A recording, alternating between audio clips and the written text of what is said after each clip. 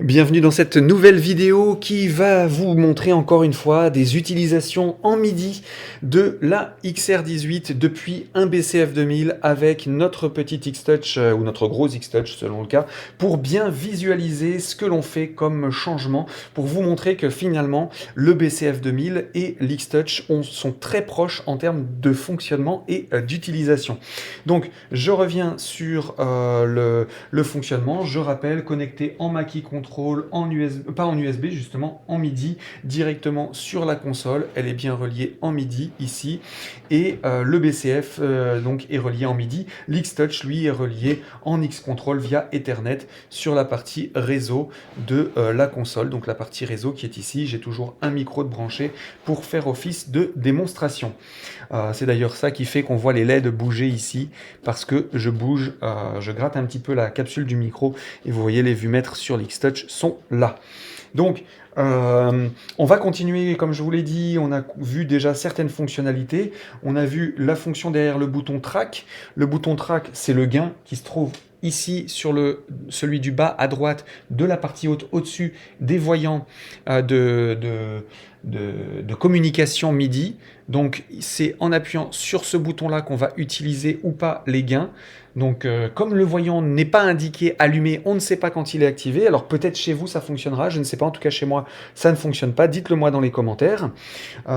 Sur le deuxième bouton ici, panoramique, ce bouton panoramique, il se trouve caché derrière le bouton Edit du BCF 2000.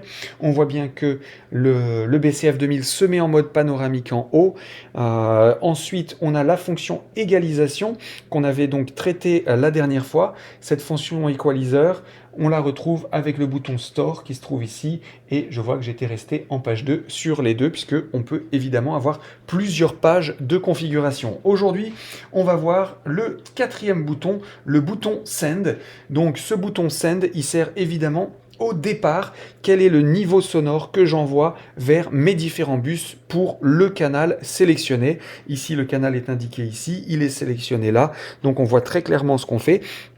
Sur le BCF 2000, eh bien, on va appuyer sur le bouton en haut à droite, au-dessus des gains.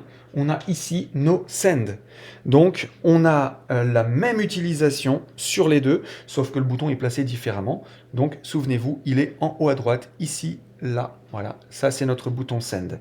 Donc, j'ai bien choisi mon bus numéro 1 sur mes deux appareils, et on voit que sur mon bus numéro 1, le micro est à 0 dB sur le canal numéro 1. On voit bien la LED autour du rotatif qui est ici, et on voit bien sur mon BCF 2000 que j'ai la LED au même endroit, et si je la bouge d'un côté, évidemment, ça va la bouger de l'autre, puisque c'est ça le but, c'est de pouvoir contrôler notre table de mixage depuis le BCF 2000. Donc là, vous voyez comment ça fonctionne. Donc évidemment, si je change de canal, je vais sur le canal 2 ici, je vais aussi sur le canal 2 là, et on voit bien que j'ai accès au send de chacun de mes canaux que je vais sélectionner ici. Donc je vais pouvoir définir le niveau de gain que j'envoie, le niveau sonore que j'envoie vers chacune de mes sorties, chacun de mes bus. Alors, selon comment ça a été configuré, bien entendu, dans le routing. Mais voilà, chaque bus indiqué ici est indiqué là-haut. Alors, on a aussi une petite fonctionnalité qu'il faut que je vous explique. Je vais revenir sur mon canal 1. Donc, il se trouve que mon bus 3-4 sont linkés en stéréo. Donc, c'est le cas ici aussi. J'ai mon bus 3-4 qui sont indiqués sur mes 5-6. Donc, c'est un petit peu complexe, mais il faut se souvenir que ça fonctionne comme l'X-Touch. Donc, on n'a rien sur les deux premiers, puisqu'ils servent à définir quel est le canal sélectionné ici et quelle est la fonction qu'on a sélectionnée là. Donc ici, il n'y a rien de particulier. Donc on a bus 1, bus 2, bus 3, bus 4, bus 5, bus 6.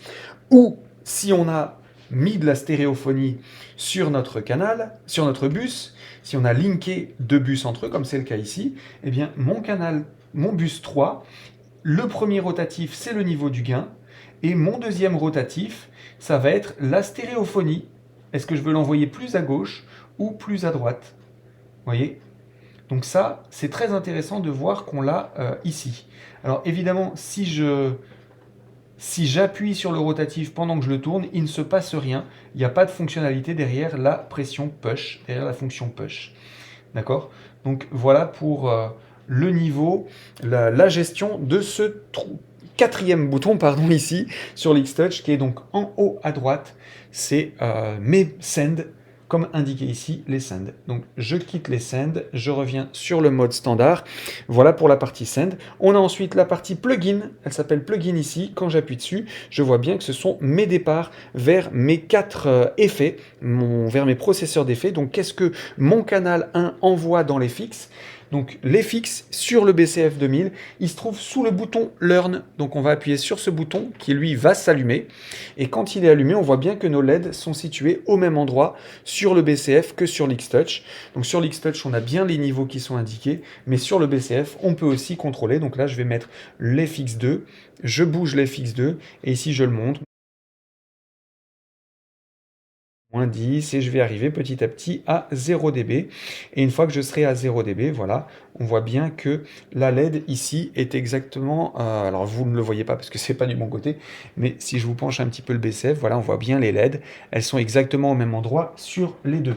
Donc je le rappelle, on va sélectionner le canal qu'on veut utiliser ici, et on va ensuite indiquer le niveau qu'on veut envoyer vers les FX. Ça veut dire que mes faders, eux, restent toujours utilisables pour gérer mon niveau. Si je suis dans une prestation live, je vais juste aller affiner certaines fonctions, mais j'ai toujours accès à mes faders, comme c'est le cas ici sur mon BCF, comme sur mon X-Touch. Voilà donc pour la fonction plugin. Je vais m'arrêter là pour aujourd'hui, mais vous voyez ces deux boutons, le bouton send et le bouton plugin, ils se trouvent en fait ici en haut et sur le bouton learn. On a ces deux boutons là qui servent.